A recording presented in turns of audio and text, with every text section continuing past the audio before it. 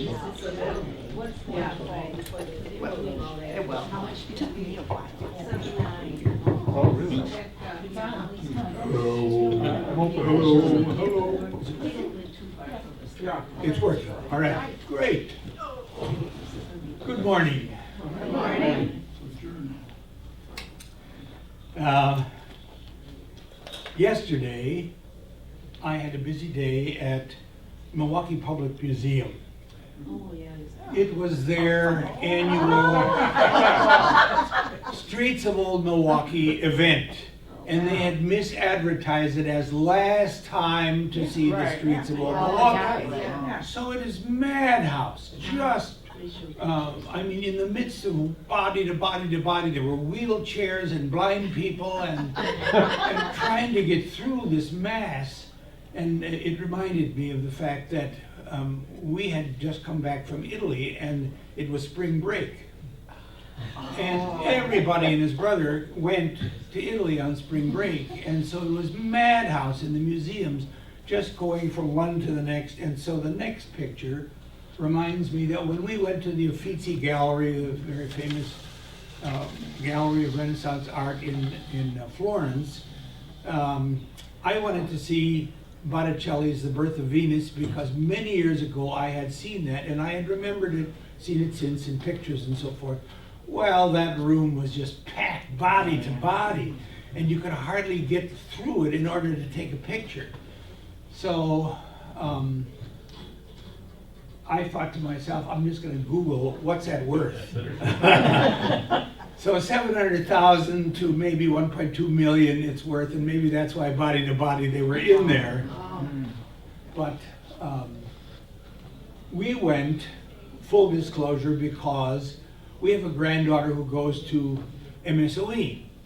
And on the spring break, not on the spring break, on this opportunity she got to take a semester abroad, and it was her choice as to where to go, and she chose Florence because she's in a major called UX. It took me a long time to learn that, what that is. User experience, and it has some combination between computers and art.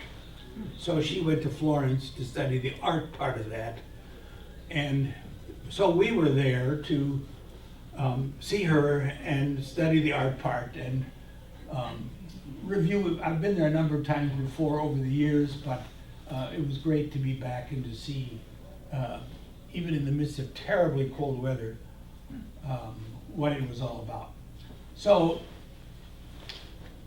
I don't like to go somewhere unless I have some particular kind of a reason to do something besides just being a tourist. And so this time I thought, well, I wonder if in Italy, Roman Catholic country, there are some Lutherans. And what are they doing there? And so we were going to Rome.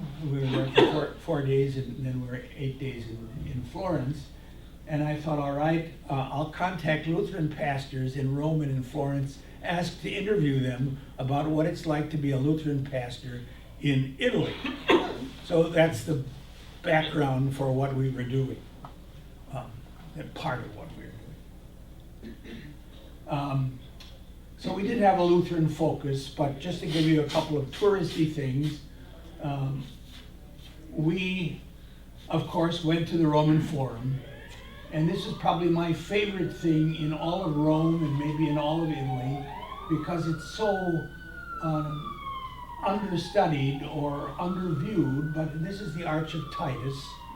It's interesting to me, the Arch of Titus is 50 feet high.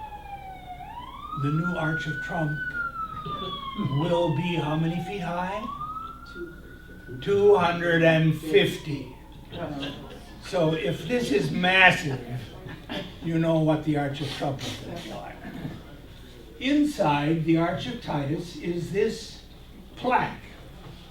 And that plaque has been there for almost 2,000 years. It's not been taken down and put inside a closed-in museum with glass in front of it, like Botticelli's The Birth of Venus. There it sits in the weather. And what this remembers is that in 70 AD, Titus stormed Jerusalem, captured it, took 50,000 slaves, brought them back to Rome, and continued to be emperor for a while until he died and his younger brother, Domitian, took over. Domitian was proud of his brother, and he decided to build an arch in his memory. So 70 AD is the famous time when Jerusalem was destroyed, and the slaves were brought. Most people don't know that 50,000 people were hauled off to Rome. But Domitian, then 11 years later, in 81, had this arch built for Titus, his younger brother. And in it, he put this famous plaque. And on that plaque, you can't see it very well because it's not as big as it could be, but there is the menorah, the 7-branch candelabra, and to the right of that is the table of the showbread with the 2 trumpets and the 12 loaves of bread representing the 12 tribes and the silver cups and stuff like that, which were stolen by Nebuchadnezzar and taken off to Babylon, and later on given back to the Jewish people, so that in the second temple, built by Herod during Jesus' time, they could have all of these thousands and thousands of gold and silver cups back.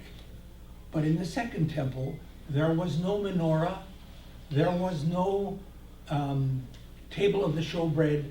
The Holy of Holies was empty. And so in 70, this is portrayed for us, and it is the only picture that we have of what the 7-branch candelabra looked like. And that is today on the symbol of the state of Israel. So it's remarkable to me that that unique symbol stands there in the weather, just getting beat up, and someday maybe you can't see it anymore at all. Well, among the other things we did, we tasted pizza. In my opinion, it's not as good as American pizza. I'm biased. Those are our granddaughters looking at that. The one on the left is the one going to the school in Florence. That's her sister on the right. And so we went with our daughter, her husband, and the younger daughter on the right, and the one on the left was studying there. So my wife and I, that made 6 of us. And of course, you have to go in the Vatican, and I show that picture for 2 reasons. This is the famous statue of Peter, and if you're a faithful Roman Catholic, you kiss the toe, and that toe is all worn off from a lot of kisses and probably a lot of germs. And then the famous Pietà of Michelangelo, Mary holding the dead Jesus, perhaps the most famous sculpture in the Vatican, but a very thick plate glass window in front of it, so you get a blurred picture of what you're trying to take. Nevertheless, in terms of value, if I measure that over against Botticelli's, I don't know whether it's worth $1 billion or not, but it's obviously a very expensive thing, and they don't want crazy people coming in and shooting at it. So Rome is both an ancient city. This is the Roman Forum. That was the one day we had while we were there, which it was lovely and warm and sunny, and we could just walk around. We had brought the wrong kind of clothes. Way in the back, at the very top of the picture, is the Victor Emmanuel Monument, so something from the modern era, and in the foreground, something from ancient times. But on the other hand, here and there, people would scribble "Free Palestine," so that's the modern mood, and so you have ancient things and modern things in the same place. Now we're going to talk a little bit about Lutheran heritage, Rome first of all, and then in Florence. That's a picture of the Lutheran Church in Rome that is part of the Evangelical Lutheran Church of Italy. That's the English word for the term. A massive cathedral, 300 members. I tried to make a contact so I could interview the pastor there. I never got a response. So either he was big time or he was otherwise off on a mission somewhere. And instead, I interviewed a pastor of a brand new movement, Lutheran church movement. And we're going to explore what he's doing, and then we're going to ask some questions about if you were the missionaries in that city, what would you do to reach out to form a Lutheran church in an all-Catholic country? Maybe not so easy to read, so I'll go through the important parts of it. I want to review for you, first of all, the Lutheran denominations in America, and then the Lutheran denominations in the world. It's a term we really don't have in German. There's a church, Kirche, but you don't have denomination. So the largest body, well, let's start at the top. So the membership of the ELCA has declined somewhat, somewhere around 2.68 million. The membership of the LCMS, 1.7 million. The membership of Wells, Wisconsin Evangelical Lutheran Church also declined. It used to be 500,000, now it's 331,000. And those are the major American church bodies, and they are shown in red on these categories below. Internationally, the Lutheran World Federation counts itself at 78 million, was once 86, so you see the decline that's taken place in international numbers. The LCA is in red on there. Then there's Evangelical Lutheran Church in Canada, it's not very large, and then the Mexican Lutheran Church, even smaller. Now, in recent years, there are a number of Lutheran church bodies. Sometimes those are called free churches, sometimes those are called independent Lutheran churches. They are either break-offs from major national bodies or otherwise mission churches that were established by Lutherans in other countries. And they gave themselves a name in the last decade, International Lutheran Council. They number about 7.2 million. In that group are the AALC, American Lutheran Association of Lutheran Churches, Lutheran Church Canada, Lutheran Church Missouri Synod, and Lutheran Church of Mexico, which is a different group than the Mexican Lutheran Church. And then on the right side, you have the Confession of Evangelical Lutheran, the Confession of the Evangelical Lutheran Conference. That's even newer than the International Lutheran Council. It consists of the Confessional Evangelical Lutheran Church, not a very large body. The Evangelical Lutheran Synod had some Norwegian roots, and the Wisconsin Evangelical Lutheran Church. And at the bottom, some even smaller groups, which I had to look up, I'd never heard of some of them. Global Confessional and Missional Lutheran Forum. The last one, the World Mission Prayer League, has 6,000 members. Who would know? Anybody ever heard of that? You've heard of that? Okay. Very popular in Minnesota. Minnesota. Okay. North American Lutheran Church and Lutheran Coalition for Renewal. Those are small groups, but nevertheless, this represents almost the Lutheran churches in America, but, and this is in tiny print because there's 40 of these, and I can't get them all on one screen, but some of these have like 3 congregations in them. These are little Lutheran groups. Some of them have been around for a long time. Some of them are formed because every once in a while somebody says, we don't like that group anymore, and we're getting out and we're forming our own church body, and we have 2 congregations that'll join us. Hooray. So, I mean, this is the kind of thing that the sad part, of course, of what happens in churches that see themselves as free to formulate their own doctrinal position apart from the heritage that's come before them, and so you get all kinds of stuff. I needed to say that because we're about to take a look at a church in Rome which has some of that kind of heritage.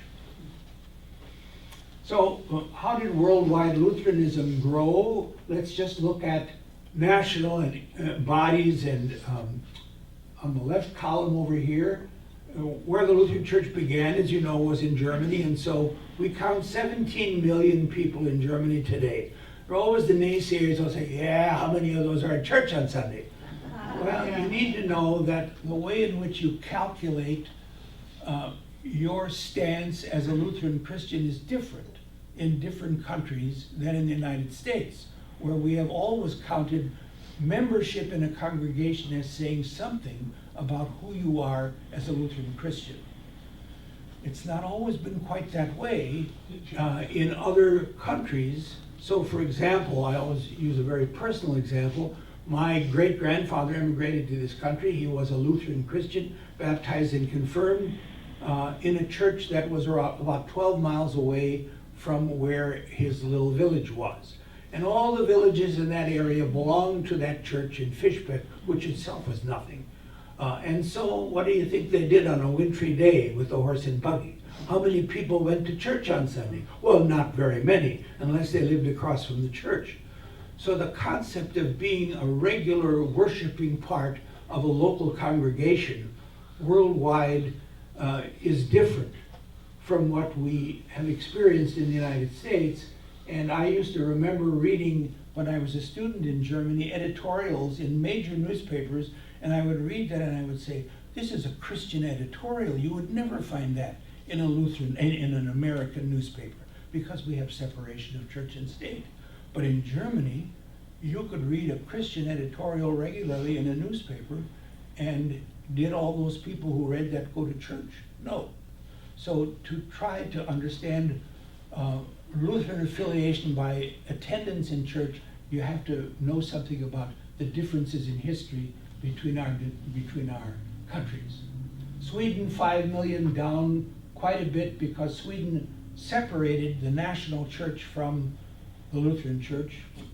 Denmark is still a national church. Norway is also split, and the language is somewhat different than Sweden's. But if you can't see those numbers, 5 million, 4.3, 3.4, in all cases larger than the ELCA.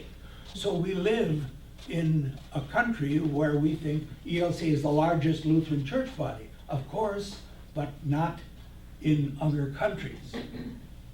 And then the independent Lutheran churches. Keep it turned on, make sure the green light. So I will now sing. Independent Lutheran churches could be formed as mission churches by some of these major churches, or they could have sprung up in Siam or whatever kind of country. 25,000 is a rough kind of a number. Fascinating to us over here on the right column, Ethiopia, 12 million. 12 million. When we think of our numbers in the United States and we think, well, 1.7 million or 3.5 million, that's something. But the Kaniyesus, the Ethiopian Lutheran Church, is 12 million people. That's a remarkable thing. Tanzania, where I spent some time teaching, 6.5 million. Largely established by the Swedish Lutheran Church in the heydays when the Swedes were really committedly Lutheran. Today it's not so much that way in Sweden, but they established the Lutheran Church of Tanzania. Madagascar, 3 million. And Italy, now that's coming to where we are. Italy has 7,000 Lutherans, most of them speaking German.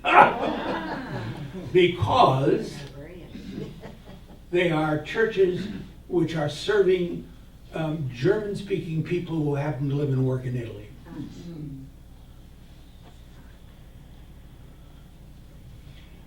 So, first of all, in Rome, I'm going to talk about the Confessional Lutheran Church of Italy. That's the actual name for this relatively small church body, which was established as a mission church by the International Lutheran Council. So the International Lutheran Council, like the Lutheran World Federation, which I mentioned before, has 70-some million people in it. The International Lutheran Council was a group of Lutheran churches, free churches, confessional churches, more committed to the Lutheran confessions, they would say, than the Lutheran World Federation members are, reached out and said, let's band together and form our own unified international body, let's call it the Internet, it had a different name before, but in 2025, so not particularly old, and it has a mission outreach in Rome. There are 5 congregations in Italy, Rome, Florence, Padua, 2 others, I forgot which, and 2 pastors. There are 2 Italian Lutheran church bodies. The one that we visited in Florence belongs to the Evangelical Lutheran Church of Germany, the AKD, Evangelische Kirche Deutschland. And that's a part of the Lutheran World Federation. The one in Florence, the one in Rome is affiliated with this International Lutheran Council, which is a group of some 7 million Lutherans who have banded together to say, we want to be more conservative than these others in the Lutheran World Federation. This is the pastor. He was born in Turin to a Catholic family. He left Christianity as a young man, became an atheist. During COVID, he had a vision. Visions are good things to have. In 2018, he explored the Anglican Church, thought he might become a member of that. And then on the internet, he watched Lutheran programming. So he met LCMS missionaries, Michael and Nancy Maurizio. I don't really know who they are, but it sounds like the husband's name was Italian. Attended distance learning seminary in Riga, Latvia. So Latvia is one of those Lutheran churches going back to the time of the Reformation, up there in the Baltic Sea. And they have a distance learning program via which you can become a pastor, even if you live in Rome. And so there are only 2 pastors, and they say, which one will we make the dean? And after 2 years in the ministry, he became the dean. Okay. This is the status of this Confessional Lutheran Church of Italy. I'm not touting this, but it simply happens to be the one that we could interview. I said where their current congregations are in Rome and Florence and Padua. 80% of Italians, they said to me, the pastor said to me, are baptized Roman Catholics, but about 20% attend church at all, if ever. So the majority of the people, and there is a kind of a, I've noticed this with reporters talking about the Pope. There is an enormous reverence for the Pope and for the church, even if you're one of those 20% or those 80% who don't go to church. Nevertheless, this is your heritage. You're a Roman Catholic. And the likelihood of you're getting friendly with a Lutheran pastor who knocks on your door and says, you don't go to church, how about if you come to a Lutheran church? They would slam the door, like you might do to the Mormons or whatever. There is a lot of competition, additionally, for the Lutherans, who are a very small portion of the total membership in Italy. The Waldensians, I can't spend a lot of time on that other than to say Peter Waldo, somewhere in the seminary you probably learned about Peter Waldo. So if the Reformation is 1500, 1600, well, 1483 Luther is born, so late 15th century, early 16th century. In the 1400s, early 1400s, Peter Waldo lives and starts a Reformation in Italy. And long story short, the Roman Catholic Church decided to do away with him and put him under and destroy the Waldensian Church, but they never totally destroyed it. So it still exists today, and it's still in competition with the little Lutheran group, which is trying to form a membership in Rome. Then the Evangelical Lutheran Church of Italy, that's that big building I showed you at the beginning, they have 15 congregations in Italy. The Baptists, the Church of the Brethren, the question is, should they use German or Italian? I mean, why not Italian? This is Italy. What about the Swedish, who are reaching out to the Swedish people who are working and maybe trying to worship in Italy? what about the English-speaking Anglicans? So I would say, should you have a church service in English? Oh no, the Anglicans do that. Why would we do an English service when we are potentially becoming an Italian Lutheran church? This is his ordination service, and this is a Baptist church they're renting so that they have a place to worship on Sunday morning. And here they are gathered, and I have a large picture of this because this is quite fascinating. If you look at that picture, that setting, you would say, whoa, is that a Roman Catholic church somewhere close to the Vatican? Or what is that? These are Lutheran bishops from the small independent Lutheran churches of Europe who have come together in Rome to ordain a new Lutheran pastor for the small church body in Rome. And the guy in the center with the archbishop's hat, he is the archbishop of the Free Church, the Free Lutheran Church of Finland, who has been in a lot of controversy recently because he takes a very conservative stand on a number of issues, including the role of women in the church, the role of gay marriage, things like that. And he took a very strong stand on this, and the Lutheran Church of Finland, that's the official Lutheran Church of Finland, excommunicated him. And then he took his case because Finland still has a state church. So he took this to the Supreme Court of Finland. And the Supreme Court of Finland, just a week or so ago, sided with the Lutheran Church of Finland and said, we will not change your situation. You're excommunicated, that's who you are. That's the decision of the Supreme Court of Finland. So it's an interesting world in which the government and the church are together. Well, that's the archbishop, and then you have people, so the only other person I know on here, is this guy, the dark-skinned man. He is a Pakistani, and somehow he moved to Italy and worked in Italy and became friends with this guy who was born in Milan and is now a pastor there. They became friends, they stayed friends, and they both were ordained on the same day. This is their ordination picture. And all the bishops came from all the free churches, free Lutheran churches of Italy for the ordination. Now I'm going to ask some questions of you. So, what evangelism methods could this Lutheran church in Rome use to grow itself?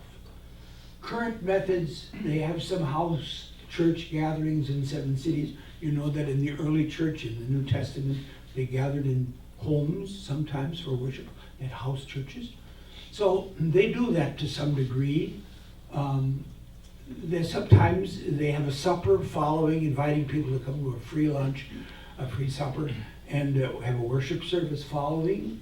The outreach is in Italian, not in German, because this pastor has Italian roots. He speaks Italian, but he spoke very good English to me, and he spoke it with a British accent, and I said, why do you speak with a British accent? And he said, well, accents, you can do what you want with accents. And he has some classes. But I thought to myself, what if you were in charge of trying to put together a mission church in a city which was all people from different nationalities and different religions? How would you grow it?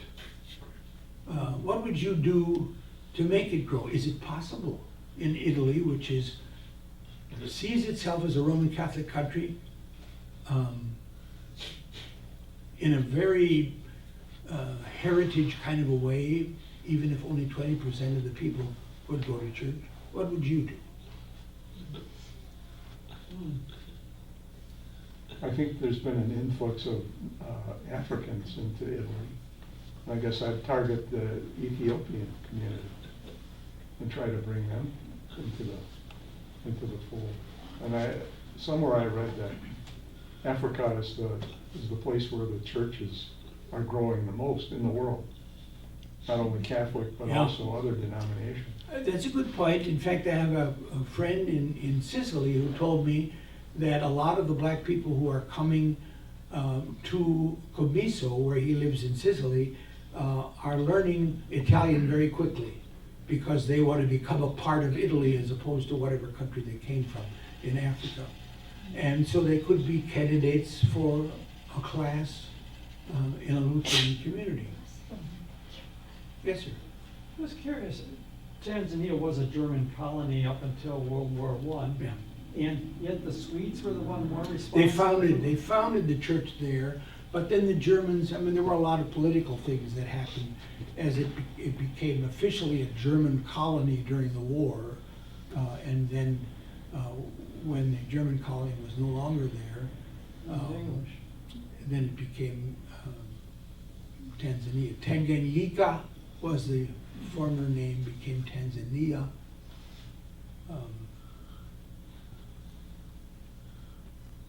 Other thoughts about how you'd build a church if they sent you? Yes, ma'am. Well, it seems to me that relationship is what draws people in. And now, how do you form relationships? I mean, when Carl was a mission pastor, it was by knocking on doors, meeting people in their homes. But I would think that some way of trying to draw people into knowing one another. The suppers, I mean, meeting people around a table is often a way to get them to know one another, but I think the sociologist would answer this question better than I, but I think that in the United States, we still would, I mean, going and knocking on doors to try to build a church in the United States, you know that you're competing with the Seventh-day Adventists and the Jehovah's Witnesses and the Mormons and all of those people who knock on doors. And they do in Italy as well. So the Italian pastor, I think he's above that, and he may not be. But I think he thinks he's above knocking on doors. But I think your approach is basic. Well, I was thinking maybe addressing the children. I remember when I first started with St. Matt's too, the Vacation Bible School was fondly referred to as the Chris and Donna show. yeah. And there were hundreds of kids that came to Sunday school and VBS, and parents bring their kids, and even today, a couple that's a new member are here because they have grandchildren here. And so if there was some kind of like the Girl Scouts have their outreach or something to appeal to the children, and then bring in parents and grandparents. Okay. Yes, sir. I would agree with P that right now in America, non-denominational churches are on the rise using this same format where they start with small groups. You have a charismatic pastor who can preach the gospel in a way that touches people's hearts. You start with small groups and it grows into when you're actually invested in people's lives in a very intimate, meaningful way. So I would agree with P that would be the most effective way, because from that is how you can start building youth foundation, youth groups and things to be more intentional on that. But if you got to start somewhere, you got to start with small groups. Okay, the next situation is totally different than this one. So, yes, sir. I made an interesting discovery when I joined the church back in 2008. I became a part of a men's Bible study, and there were about 20 of us, and I asked the men to raise their hands who grew up in another tradition, and over half of them grew up Roman Catholic, who married Lutheran girls. So I think the best missionaries we have are Lutheran men. Very good. All right. So, here, let's move to Florence. There's a little American lady walking down the sidewalk there. And at the bus stop, it says Yankee go home. Oh. So Americans are not all that welcome perhaps. But we remember moving to Austin when we first moved to Austin before we retired and moved back up here. That she met a guy in a parking lot who saw our license plate from Wisconsin, and he said, "Go back home. We don't need any people in Texas. We've got enough." That picture is unfortunately very small, but our daughter made these arrangements, and our lodging was a medieval bakery. And in that bakery, the oven was still here, kind of, wow. and inside that oven was a brick-lined dome where they had once baked their bread. And so now this was the living room and the dining room for the lodging. So some of those places are quite interesting. But why did we really go to Florence besides visiting our granddaughter? Well, everybody wants to see the statue of David. The statue of David is in the Academy. That's a museum. It costs $45 a person to go in, so the two of us would have paid $90 to see David, because the rest of the stuff in the Academy, while important, is nowhere close to the importance of people flocking to see David and standing around him body to body. We didn't want that. This is a freebie. This one stands outside next to the big Palazzo Vecchio, next to the palace in the courtyard, and anybody can see it and take pictures of it as I did. So I figured that was enough. The middle one, however, was what I wanted to see. It's because I'm odd, and that's the spot maybe 20 feet to the left of David, marked on the ground, which is where Girolamo, his name just went out of my head, so I have to look at it. He was, this is a Latin plaque, Savonarola. Savonarola was one of the great political and religious leaders before Luther's time. He attempted to challenge the people of Florence and the so-called Bonfire of the Vanities, which is a novel and also a movie that was produced in our country. Bonfire of the Vanities was a name given by Savonarola to people coming and getting rid of all the stuff that they prided themselves in, their jewelry, their favorite books, everything was thrown in the fire and burned up. And so the people of the city followed him religiously, fanatically, until it came to the point where he challenged the papacy. The papacy got involved and said, that man's got to go. And so Savonarola, on the very spot where the Bonfire of the Vanities had been, they burned him alive. And he was one of the early people who was burned. I wanted to take that picture because years before, with a friend, I had gone to Constance, Italy, at Constance in Germany, just next to the Bodensee. What's the Bodensee in English? The big lake at the bottom of Germany and Switzerland. And I wanted to see the place where John Huss had been burned at the stake.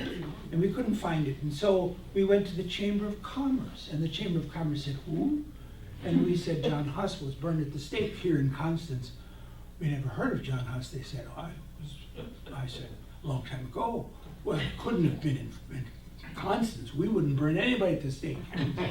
Well, we never did see the spot where he was. So I wanted to see that spot. This one we went to because of St. Matthew's. Anybody is here in the book club? Why do I have that picture here? Because it's a picture painted by Caravaggio. And so they had read the lost painting in the book club here, and that was about the painting of Caravaggio that had been found and now is in the museum in Dublin, and I read the book also. And we wanted to see the Caravaggio paintings, and the guides would say, that way, that way. Oh, we walked forever, and finally we got to this little room where there were 3 Caravaggios. This one, if you look closely at it, he's almost a realist, but he was a Renaissance painter, but he painted so realistically that Isaac is just being choked by Abraham with a knife. He's about to cut his head off. But the angel in the left corner says, wait a minute, Isaac, because a little bit further over there's a goat or a ram, and you can use that instead. And Caravaggio painted that, and it's spectacular. And right next to it was another painting on a shield of the Medusa, which was on a warrior's shield. Which Is that Abraham with the knife? Yeah. And he's bald-headed? He's very old.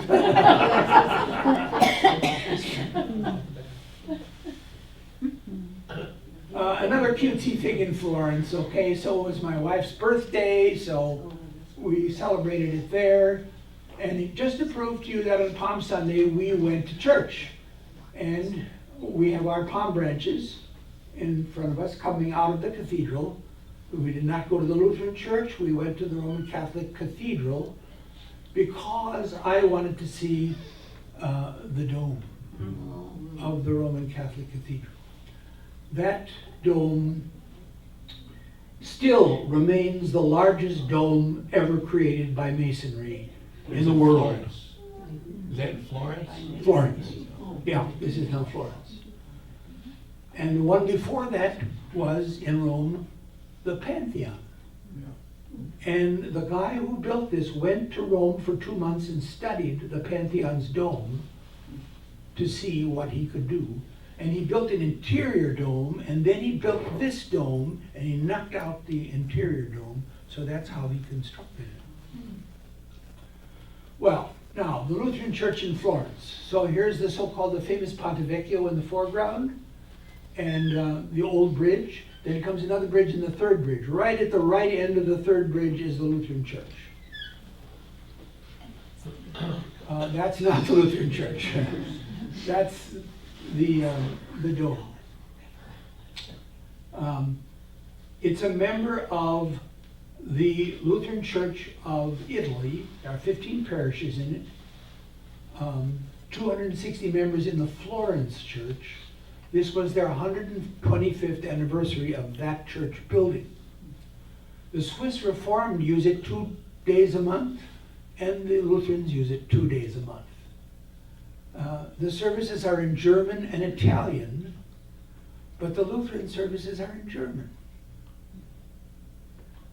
And interesting enough, because this is a part of the Evangelical Lutheran Church of Italy, which has ties to the government, they get money from the taxation that's levied against the Italians.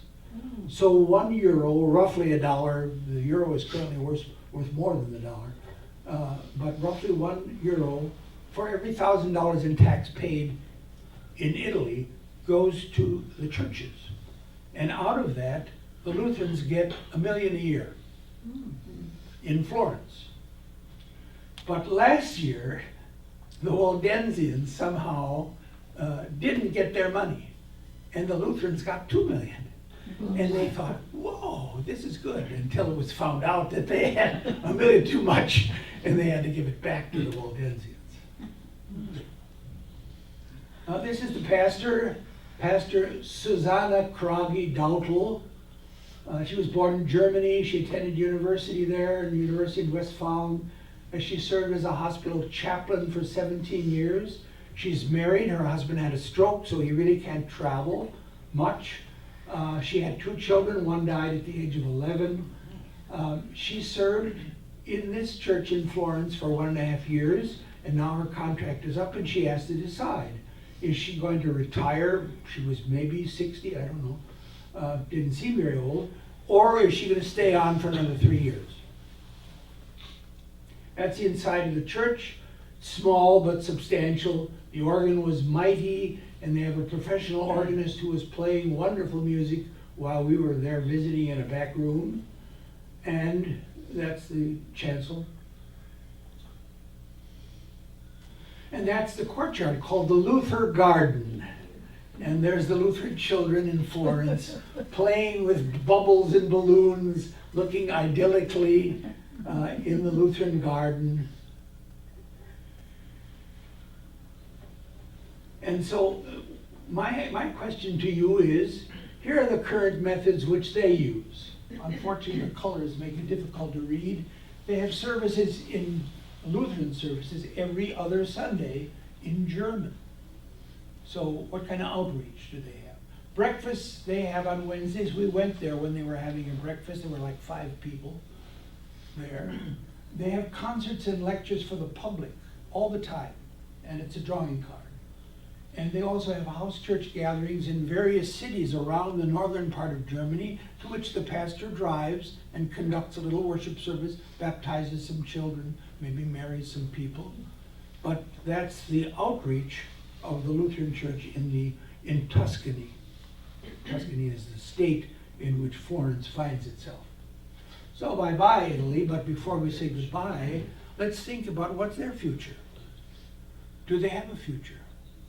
Given the methods they're using,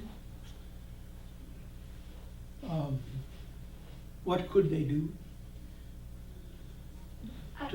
Yeah, I don't understand why they don't speak Italian.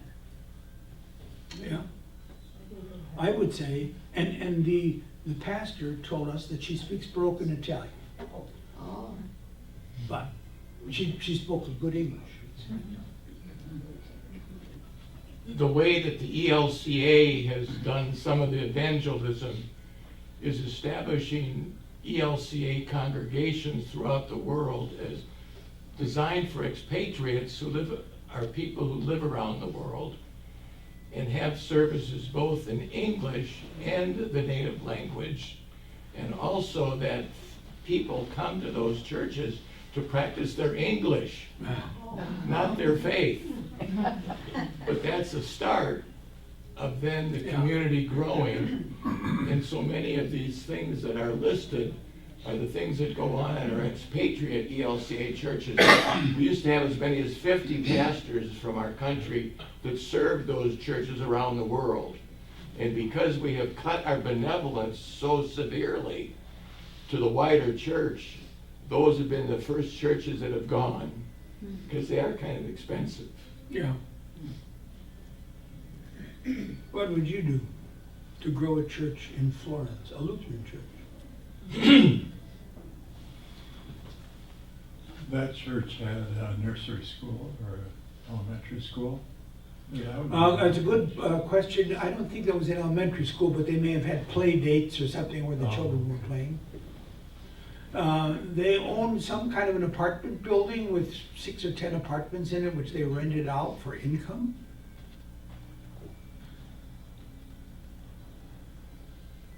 But they could have capitalized on the children and their parents playing there. Well, having been a part of this whole interview process, my question to both pastors was, what do you do for evangelism? And my takeaway was they really didn't concern themselves so much with evangelism as much as forming a community for the people who worked in those countries or were there for whatever reason. And that, to me, was astonishing. Because I think I even mentioned that, I mean, what do you do with the gospel passage, go and make disciples of all nations? But I felt that in both instances, the strength of the Roman Catholic Church was so strong and so deeply embedded in the lives of the citizens, people that lived there, that, you know, why even bother? I mean, that was my takeaway. I don't know that that's what you took away, but that was, to me, shocking, because the mission of the church since I was little, you know, you're trying to grow converts and get people into the church and grow the church from people who are not Christian, and that didn't seem to be at all a concern, nor was there really a concern about money, because the state was providing. At least in the Florence situation. Florence, and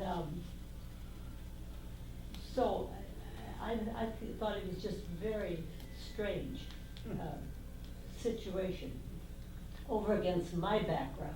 Yeah, and certainly true in the Florence situation, where they did it in German, whereas in Rome they did it in Italian.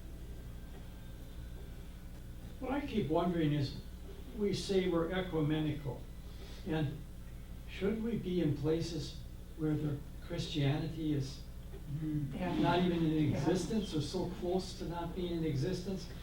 Italy's a Christian country. We accept Catholics as being Christians, they're not going to hell. And so, if we have limited resources, would it not be better to put them in a different place?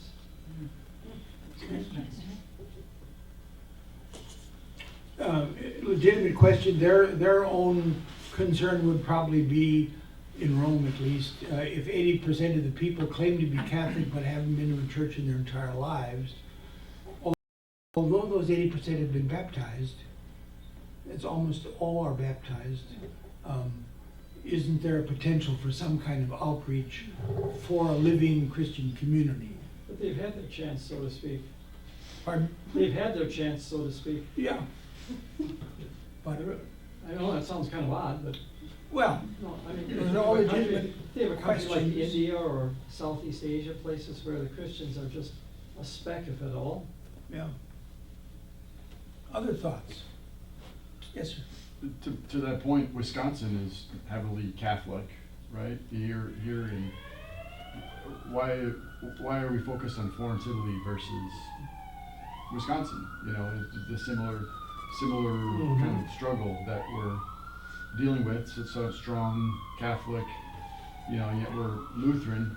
Why aren't we doing better at evangelizing here at our own turf as well? Well, in any case, in the two examples I've given, we're really far removed from the mission in Florence or in Rome, because one is through the Evangelical Lutheran Churches of Italy, which are a part of the Lutheran World Federation, of which the ELCA is a member, but it's a long way from St. Matthew's to Florence via that route, and likewise in Rome, the local Lutheran church, let's say Missouri Synod or Wells, which might have a route through the International Lutheran Council to Rome, is still not anywhere directly influenced by our contributions or our personal involvement. But it just happens to be the only places we can interview on a trip to Italy. But it nevertheless provides an interesting background of the plight of missionaries in the world, what their challenges are, how they see their role, what perhaps they should do differently. Some of the things which you shared, I've made a contact with these pastors, a personal contact, and I'm going to get back to them and say, so, in Wauwatosa, one morning, we said the following. See what they say. If I could say that the bishop, not the bishop, but the Pope, bears so much power in bringing people together that I find it really interesting that he chose to go to Sweden and to have a shared worship service with a female bishop in Sweden to celebrate the Lutheran Catholic hope of coming closer together. And just recently, he got himself in a lot of trouble by extending an invitation to the first Archbishop of Canterbury, which is a woman, and he invited her to come to Rome. And so, I mean, I think as he's taken on our president, there's a lot that can be done through the role of the Pope. So I don't like it when Lutherans always attack the Pope. Yeah. Okay. All right. Yes, Paul. There have been so many migrants from Africa into Italy. Is that an outreach that would be viable? Yeah, and you were just mentioning that in Sicily, for example.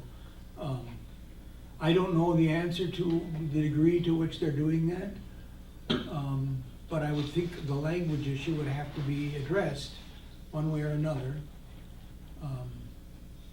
I had a cousin who was a campus pastor in La Crosse, I believe it was, in Wisconsin. And he figured out how in campus ministry to take the foreign students and bring them together and help them learn English. So they would be better students, number one, but also might become part of the campus church. And he was fairly successful at that. But language is really an important issue wherever you find yourself if you're going to try to relate the gospel because it's a challenge. Yes, ma'am. Well, and along with what they've said about, you showed us that there are so many Lutherans in many places in Africa. So if those people are coming to Italy, might there not be some of the Lutherans from Africa already in that group that could start making their own Yeah. little group? And it's a good point. My own guess is that the people who have the greatest economic challenge in Africa are more in Northern Africa and Central Africa than they are in Tanzania or Nairobi or South Africa, where there are a lot of Lutherans, for example, and are better off. Kenya, for example. There's a large famine going on in Madagascar where there's a lot of Lutherans. Yes. And the movement of migration is happening throughout the world at this particular time in history, as we're dealing with in our own country. But it's a reality that Christians really have to embrace, how we welcome immigrant populations. It's a tough one. Yeah. Yes, sir. Interesting story came to mind when I saw that picture of the, word is escaping me, ordination. Oh, yeah. When I worked in civil engineering, I came to work one day and there was a black fellow unloading a box of his possessions. And I said, introduced myself, and he introduced himself. He says, my name is Michael Udaikom. He says, I am from, and he mentioned a country in Western Africa.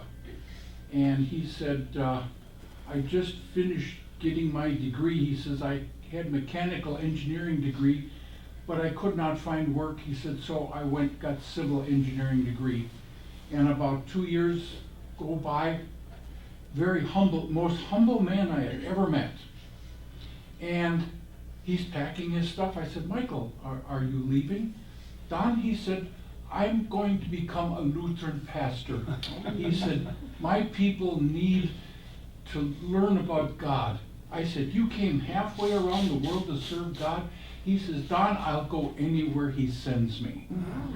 And it's the only time I went to an ordination I had such respect and regard for this man, as not only as a person, but as a humble servant of God. A feeling came over me when I spoke with him. And he was going back to his home country. No, Oh. he was staying here. And being a pastor here. Yes, and I went to his ordination, and as loud as he could, he took his vows. I will serve Jesus, you know, and I just, he's the first man I had ever given a man hug to when they were over with. And I said, wherever you are, I says, God is with you. Thank you, he said. He is a pastor in northern Indiana, and I haven't seen him for many, many years. But I know he's doing God's work, and he's doing it well, because it's such a wonderful feeling I got knowing this man. Well, good story, and thanks for coming today. You did pretty well. Just the glasses. Yeah. I have not seen you before. Are you in New York, or have you been here?